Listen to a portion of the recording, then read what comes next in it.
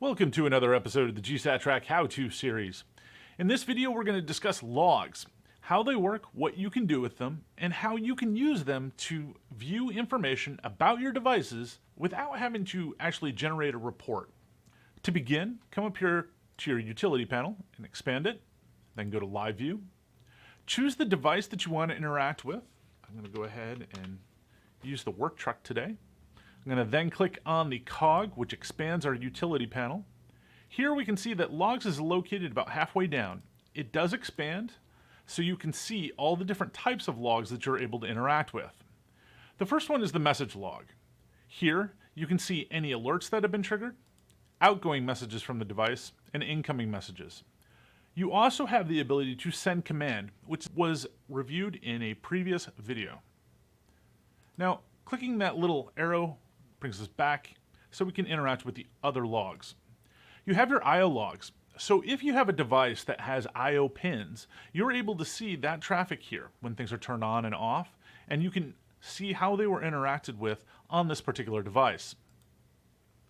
You also have the ability to associate drivers with a particular asset.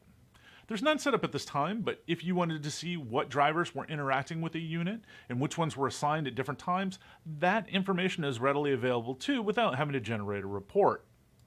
Now you can also see any waypoints that a device may have been interacting with. Refueling log. Now there's a couple of different ways that this refueling log is generated. The first way is to go ahead and have someone actually manually input the information, but this information can also be gathered from sensors and other devices. Then you have service meters. So if you have a device that's being recorded to monitor things like oil changes and ignitions, things like that that could cause a vehicle to need to go into a shop, all of that information is readily here in a service meter. You also have your Garmin forms, which is another log that you can view based on your interaction. Again, not all of these will be available. It depends on the particular device that you're interacting with, but it's a clear way for you to quickly gather information without actually having to generate a report.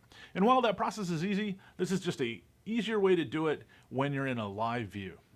So thank you again, and I look forward to our next video.